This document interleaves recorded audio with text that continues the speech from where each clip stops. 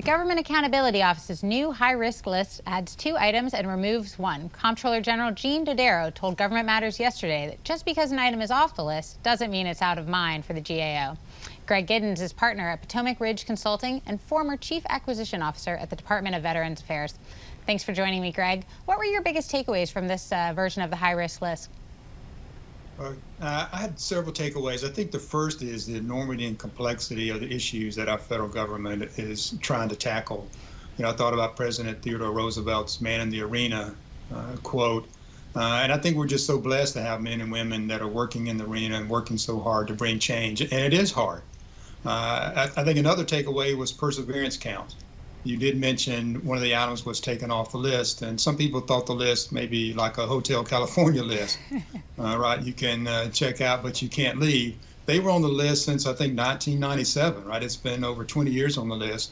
But really through hard work, looking at their infrastructure, reducing some of the leasing footprint, taking a look at the systems they use to manage and monitor, and really just taking a very pragmatic approach to working through the milestones and the action items that GAO laid out, they got off the list.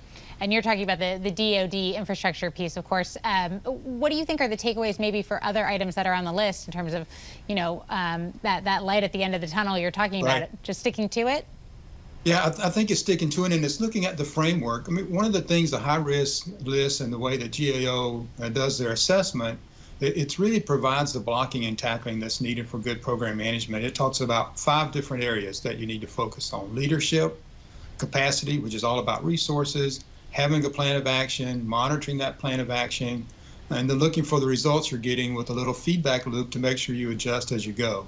And those things, while they might not sound so exciting, they're really the blocking and tackling of how big projects and good program management gets done.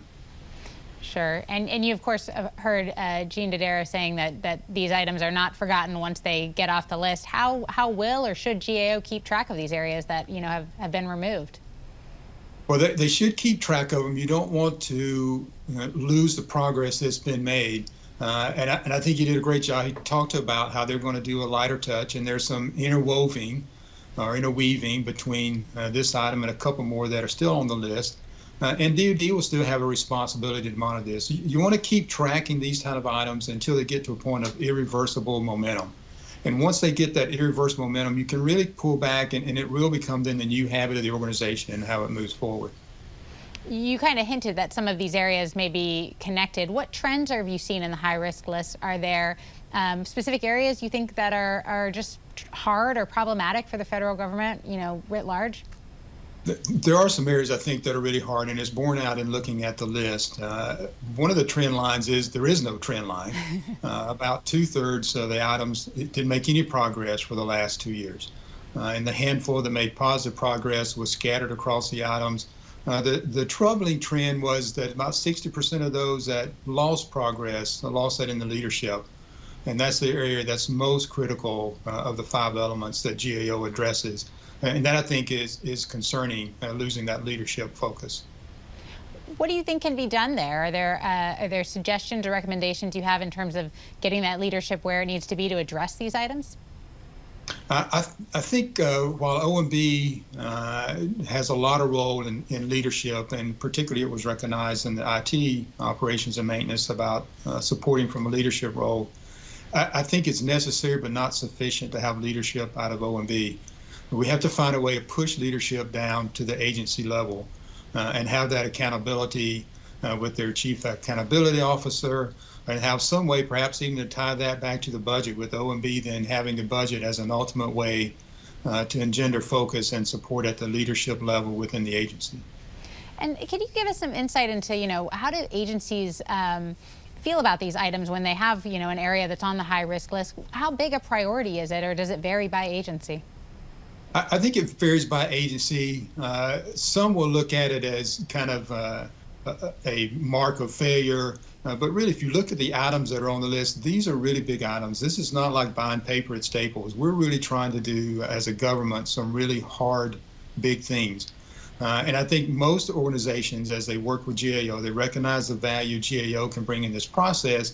And to a degree, it brings some breath of fresh life into some of the program offices that have perhaps been struggling with this without the right resources and without the right leadership support. And being on the list can highlight that and bring some visibility, not exposure, but visibility in a way that can actually help them move forward. And what items on the list do you think you'll be watching going forward? Are there some areas that are of particular interest? Well, the IT operations and acquisition is certainly of interest. I've worked closely in both of those worlds in my federal career, and it's worth paying attention to. We spend over $90 billion a year on IT, which is, I think, around $250 million a day. And even in this town, that's a lot of money. And it is so involved in how our government delivers for its citizens. So it's really important to get that right. So that's one that I'll certainly be watching. Do you think that you're seeing progress there, across the federal government, or what's your take on it right now? I think there is some progress on there. There's another one where I think down at the agency level, there's more work to be done. It's been many years since FATARA has passed, which laid out the roles and responsibilities and authorities of the CIO. But I think 21 of the 24 federal agencies still have not taken their practices and changed them to align with what the law and the regs have said that the CIO needs to be involved in. So I think that's an element that really needs to be addressed so that we can make sound progress in this area. Thanks for your time, Greg. Thank you.